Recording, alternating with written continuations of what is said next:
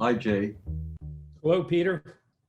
It's been an awfully long time since I've laid eyes on you, thanks to the pandemic that we're all living with. But you're a Cambridge and Gloucester resident, usually when there's mobility.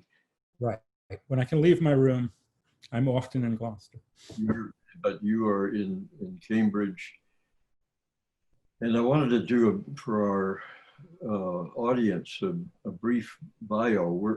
First of all, we're originating from the Maud Olson Library of the Gloucester Writers Center. And we're really happy that get a chance to talk with you in the present environment of pandemic, of an election of enormous significance, of a Black Lives Matter movement. But I'm going to run through your bio very quickly. After studying here at Harvard, you went on to graduate school, which I want to circle back to in a sec. Okay. But you've written The Space Between Literature and Politics, and then The Death of Che Guevara. You then also wrote a second novel, Krazy Kat, a novel in 5 panels. Another book of essay, or an essay, nonfiction, on giving birth to my mother. And then the... on giving birth to one's own mother. Sorry. It's a manual, not just for me, but for everyone. And I'm sorry. So, you know us interviewers, we're always half-baked. Great novel set in your home community, and then Forgiving the Angel, 4 stories for Franz Kafka. And obviously you're underway with writing projects currently. But I wanted to circle around to your years after Harvard and how you got to UC Santa Cruz and working with Norman O. Brown, the by then already noted author of Life Against Death, a psychoanalytic view of history. How did that happen? You hadn't studied consciousness or... Oh, yeah, no, that's not quite right. When I was, well, I don't know how to put that. Peter mentions consciousness because the program was called History of Consciousness. And at the end, instead of a PhD hood, you got a wizard's hat. That part's not true. But when my father was a doctor, and he was insistent that I become a doctor. When I was very young, 4 or 5, he taught me the bones of the body, of which is a kind of party trick that a kid can do. But he would also, he taught me how to suture. He would show me films of operations. He could see, though, already by the time I was 13 that was not where my heart was. So after I saw John Huston's Freud, which I was really taken with, he sent to England and got me the then 24 volumes of Freud's work, because he thought maybe I'd become a psychoanalyst, psychiatrist. And when I don't know, when you're a kid, you have time on your hands and you tend to think of things as kits, like a chemistry kit. So I started on volume 1 and ended on volume 24. So by the time I was in college, I didn't know much about life, but I knew a lot about the theory of psychoanalysis. And Norman O. Brown, who is known as Nobby, was, I already knew life. I knew the book Life Against Death, but I was particularly taken by his next book, Love's Body, which is an attempt to sketch out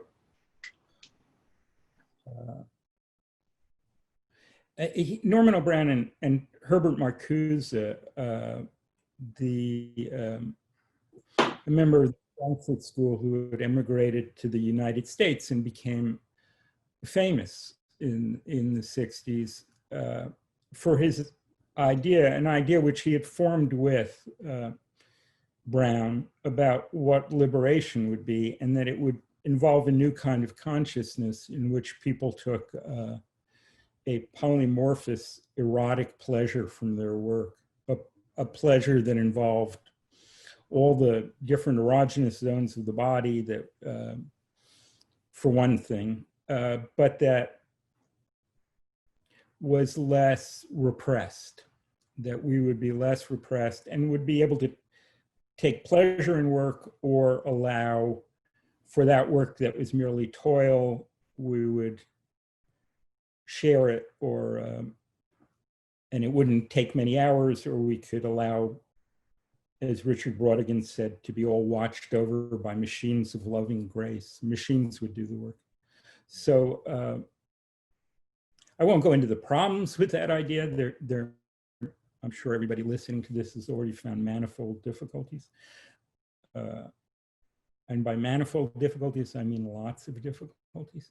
But be that as it may, I was very taken with that. The revolution beyond the revolution, the idea of a transformed life. But a transformed life involves a transformed mind, a transformed consciousness that can imagine that life and then help build it and experience it. And Brown's idea was that that kind of consciousness was the same consciousness that poets have, that we would think symbolically, that is, our ways of thinking would involve our bodies, our whole selves, rather than be in dead abstractions. And he sketches out what that's like, and at the same time gives an example of it in his book, Love's Body. And I recommend it to everyone. It's an amazing book. It's written in a stunning new style. And it stunned me, and that's how I ended up in Santa Cruz, wanting to work with him. It turned out when I got there, he had never taken a graduate student. So I had to, I had some lucky breaks involving other faculty recommending me, and his eventually taking me on as a kind of, as he said, not a student, but a disciple. Yeah. Well, I want to jump ahead to Che Guevara, your novel, The Death of Che Guevara, in this respect, what you're saying now about Love's Body and Brown's approach. In the New York Times review, which obviously you have memorized and I have written down here. I try. I think, because I think the rule is you're going to have to forget your negative reviews. Right. And so you have to make a deal to forget your positive ones as well. Was it positive? I think I haven't, but nonetheless, I think there was a negative and a very positive one. So, well, the reviewer makes this observation. He says, the novel evokes but does not explain the historical figure. It is, in the end, a book of questions. What are we to do with Guevara's violent career, with the turbulent world he left so little altered? Given to despair, gloat, or hide away in irony? And then he quotes the book, your irony corrodes only you and not history. You Mr. Cantor concludes, let his life interrogate yours. And one can see the Brown influence there, his analytic, poetic interpretation of the personality and history, which so clearly absorbed you in writing that novel. Yeah, it's your question being. That seems very accurate, Mr. Almond. Yeah. would you agree that you did really adopt that Brown analytic take on the character, the personality in history, to kind of come to a perception of him and what he signifies, even in so-called defeat and death? Yeah, I think that's fair to say. That is Brown's approach, which is not in the way I'm going to describe it now, not greatly different from say Erik Erikson in his book on Gandhi, or in the book and Luther, yeah, the book on Luther. It's so I would say it's history is made by stories that embed and are an aspect of the symbolic consciousness, or that's to say, history is a kind of violent dream made by dreams. I guess I can live with that, and so I'm trying to think what in the Death of Che Guevara, Che is it begins with Che having to write a self-criticism for Fidel, and he's writing an account of his life for Castro, permission to go to first to Africa and then to Bolivia to try to spread the revolution violently through guerrilla actions. But he becomes a person who begins to think about how stories, the ways we tell our lives and the kind of symbols we create within those stories affect history. So I'd like to enter into the public record now that I had meant to indicate that the account of his life that he's giving in the first, of his own life that he's giving in the first part of the book, is not a straightforward one. He is changing his life. He's making his background not haute bourgeois, which is closer to what it was, but petty bourgeois. He's written, I was once on an interview show about the movie, the recent movie about Guevara's life, early life. And a film critic who I greatly respect called in and said, well, Guevara was nonviolent, a follower of Gandhi in the early part of his life. And that's not true. That was true in my book. Guevara does that in order to write as if he has examined and lived that out, but rejected it. Meant as a recruitment. And then in the second part of the book, he realized that he's lost, that as they move through Bolivia, he realizes that he doesn't understand the consciousness of the Indians and that they're making him into something a kind of myth that he doesn't understand. And he tries to affect that myth. He wants to try to affect the story that they're telling. But I don't think he entirely succeeds in that. So you could say it's a book about somebody trying to affect the kind of symbol he will become, the kind of myth he will become, the story he will become. And he fails, really, although he feels maybe in the future that myth will cause the Indians in Bolivia or throughout Latin America, that they will make of a myth that will always have the meaning that one should rebel against oppression. Mm-hmm. At the end of the book,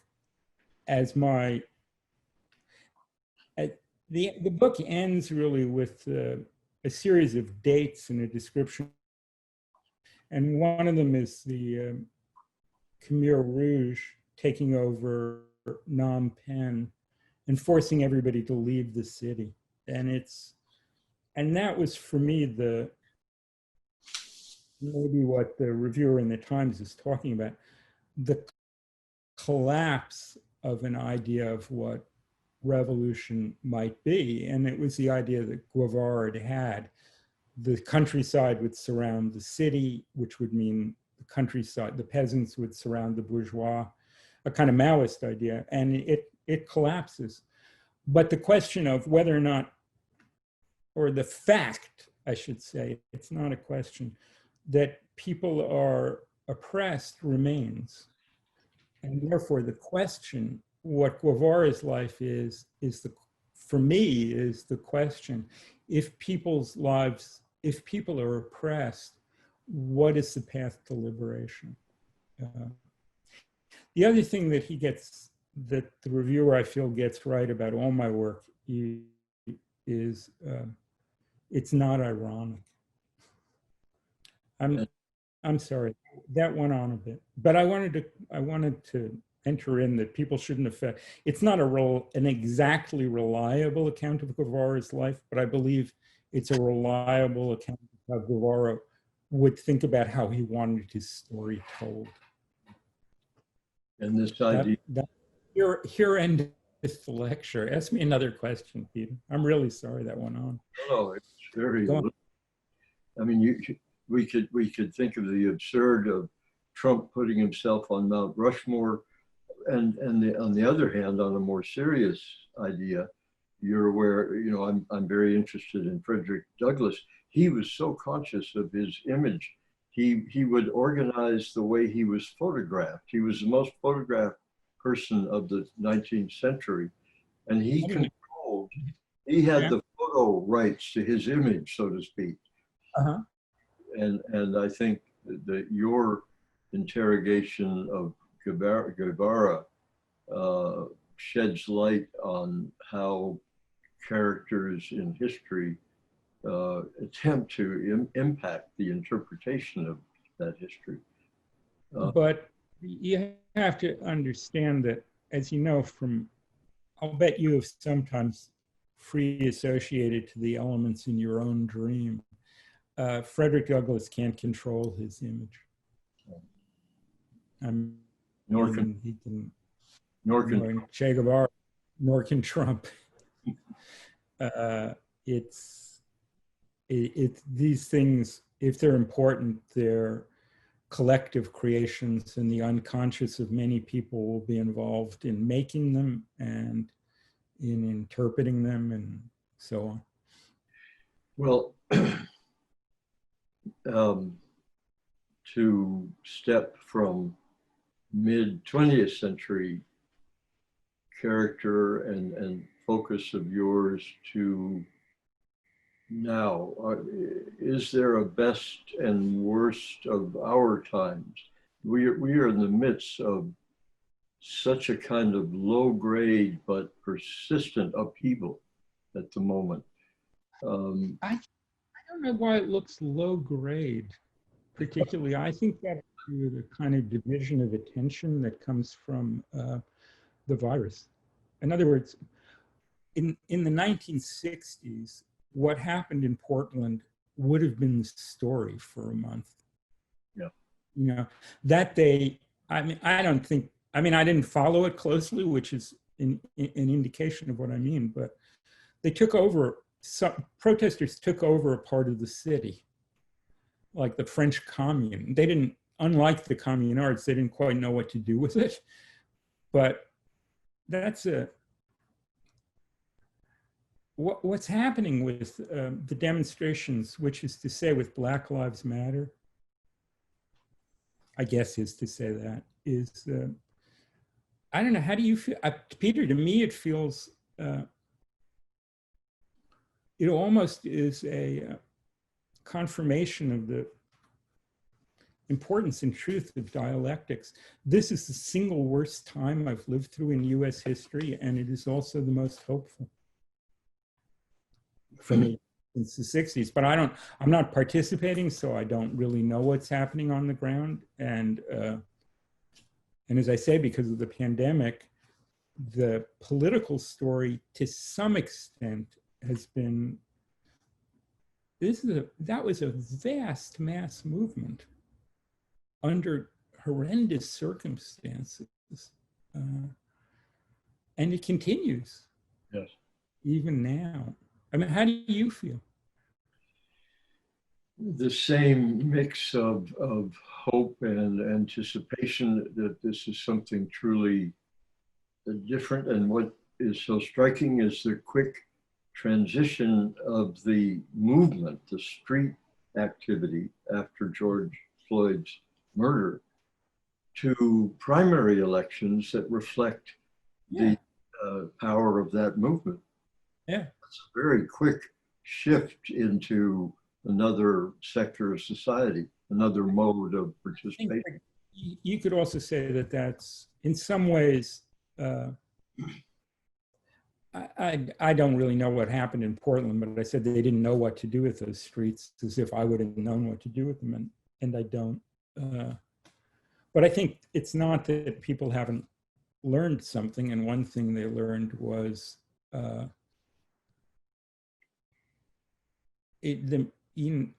think probably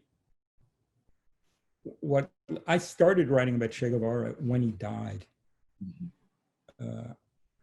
And I can't even say I started exactly with a political motive.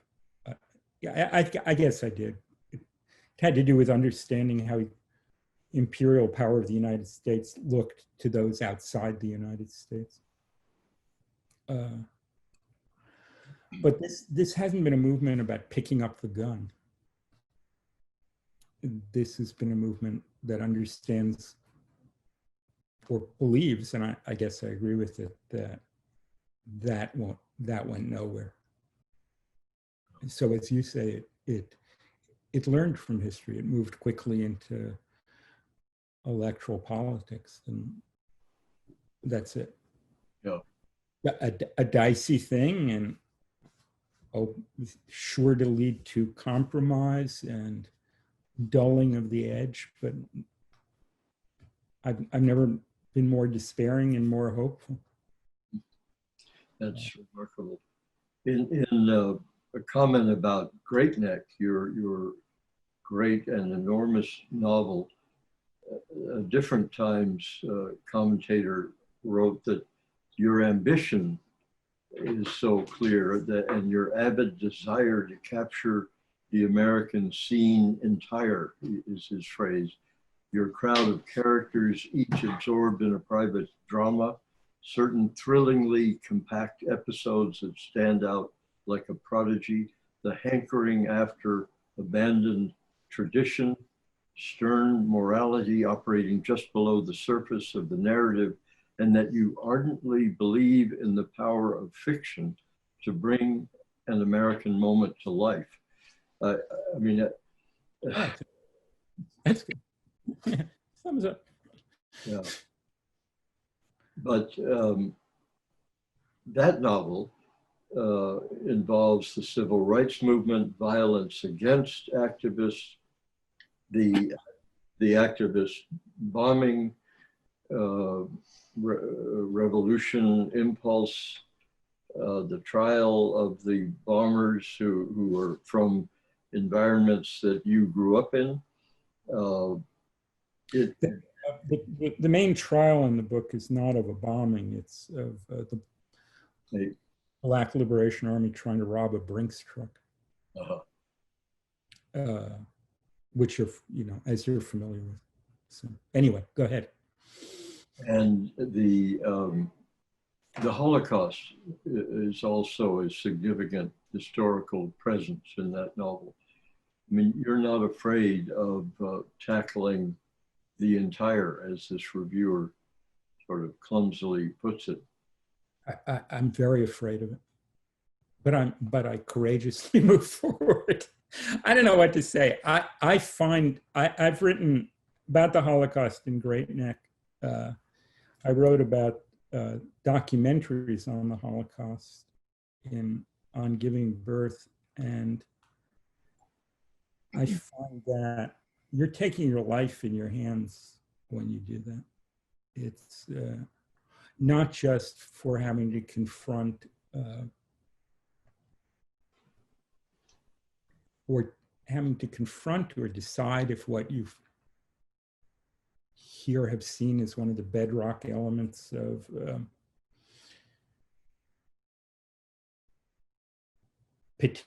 always potentially most horrible about humanity, which is, I gotta say, I think true. That is what you're confronting. So yeah, thank you. I thought what you said was great, but it is scary, because what I was afraid of was what survivors, for example, would say. Mm-hmm. I did meet more than a few after that, and they were not unhappy with what I'd done. So that was one of the singular moments of my life, those meetings. But I do think, and let me circle back to what we were talking about before. When I say that is a confrontation with one bedrock horror of which we are capable, we humans are capable. I want to, at this, I think I have thought often, but particularly now when I think about what one thing that Primo Levi thought, whose books on the camps are one of the great achievements of humanity. And he said, racism built the walls of Auschwitz. So I don't want to either aggrandize or diminish any particular horror, but racism built the walls of Auschwitz. I know the face of the man who knelt on George Floyd's neck. I had seen it in my imagination. So you're instructing young... Oh, no. I hesitate. Go ahead. You're teaching at the university young people who aspire to write fiction. Are they taking up these irretrievably, irreconcilably difficult themes and issues? Are they trying to communicate, as you have done and continue to look at the darkness of these historical conditions? No, I wouldn't say so.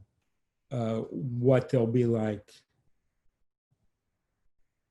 next year, I don't know. This changes a lot. I've taught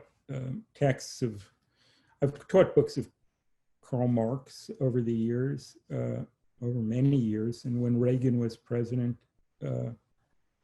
kids at the university they actually thought it was going to be dangerous to them to even think about those ideas. And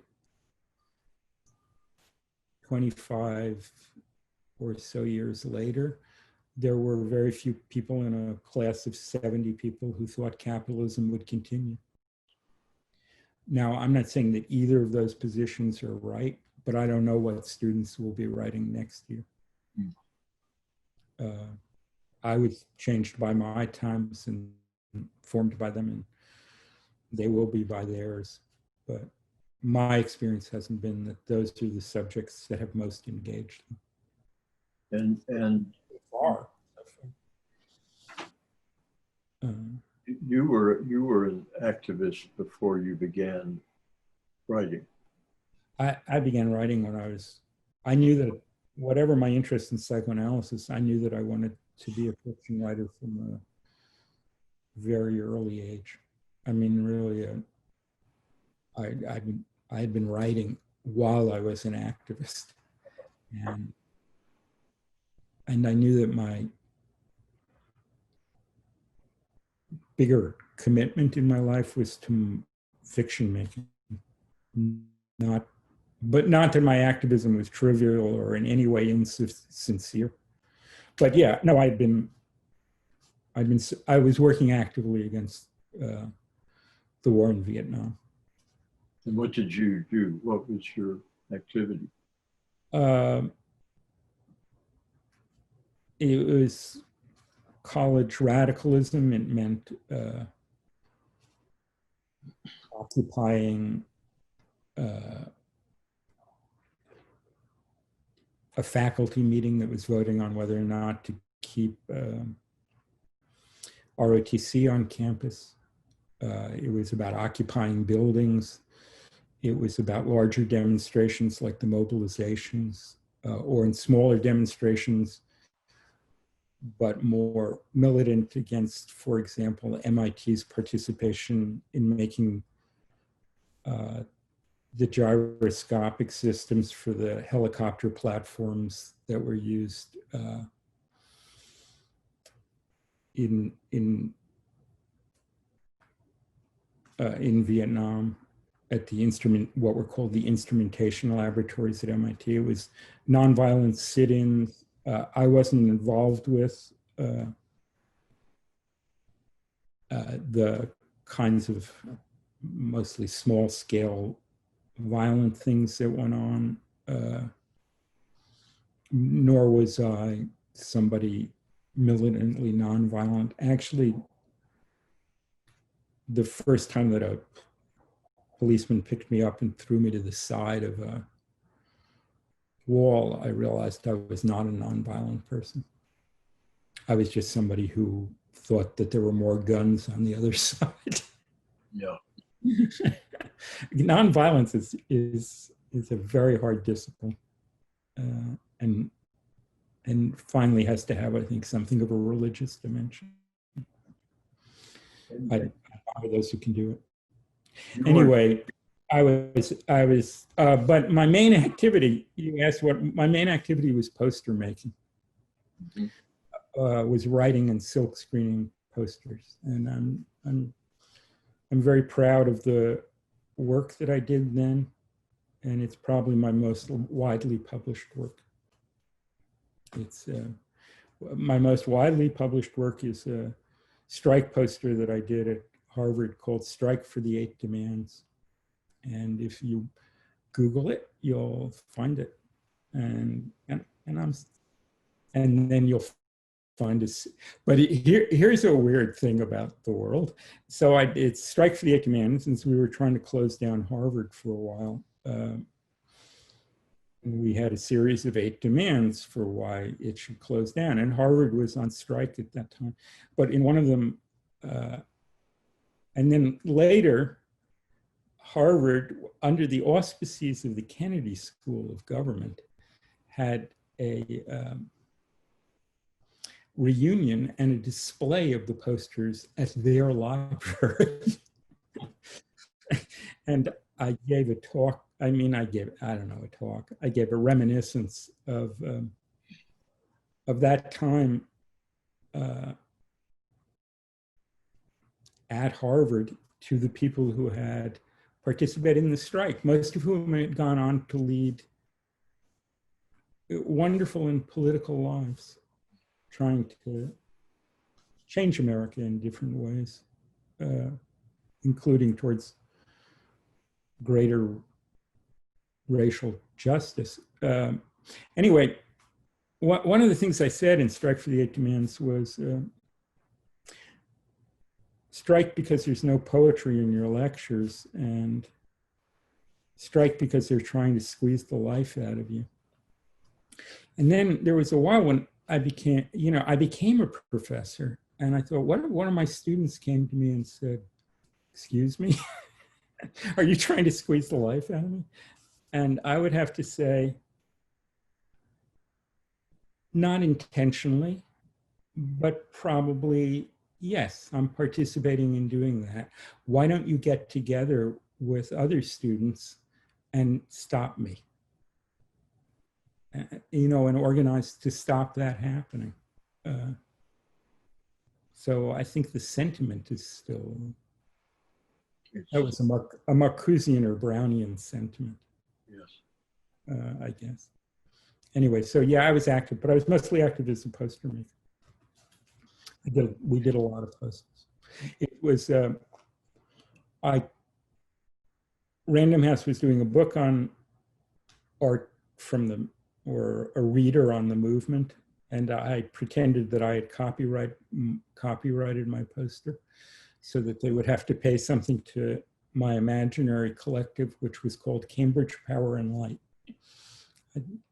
That's just how pretentious I was. And as you can tell from this interview, still am. So can I say a word on behalf of my novels, which have sounded here very serious and very philosophical, and they are, but I think, and I hope, but I do actually believe there are great waves of humor in them as well. And not just in my book about a cat who used to work in a comic store, but in all of the books. Yes. And why is that? Because otherwise life would be unbearable. Yeah, right. Yes, that's why. Yeah, sure. I don't know. You get in the habit of making jokes and people like hearing jokes, so you go on making jokes. Because so that they will feed you. Or in my case, my sense, I think, was not kill me or leave me on a mountainside to die. What's your sense, Peter? Why do people make jokes? Make jokes? Yeah. Well, it's better than cursing the darkness. There you go. Well, I would like to think my books find space for both. Darkness, cursing, and humor. Yeah. And questions about how are we going to change? I think that's a beautiful point at which to bring this wonderful meeting to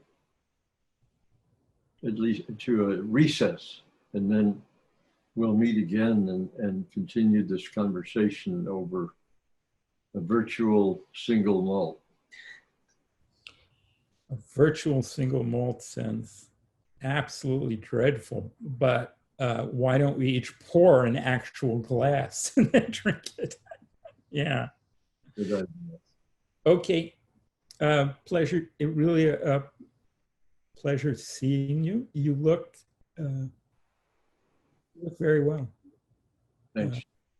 Well, like Gloucester Air agrees with you. Gloucester Writers Center really appreciates you giving your. I'm thrilled that there is a Gloucester Writers Center. It is impossible not to be struck by the number of artists and writers and musicians and chefs who populate that small and fascinating city. And I say small as a term of praise. I am amazed by how embracing Gloucester is, and how fundamentally, in my experience, as opposed to Cambridge, in Cambridge, everything is organized. The consciousness is organized by the universities, and it's very hierarchical. You're a full professor or an associate or this or that. And it permeates all aspects of life and puts a crimp on creativity. And I feel, maybe I just imagine it, I feel great freedom in Gloucester. Yes. Well, they're Henry Perini and the Writers Center are striving to keep it that way, to ensure that unique atmosphere. Well, anything I can do to help. Thank you, James. Thank you. Thank you. Bye. Bye.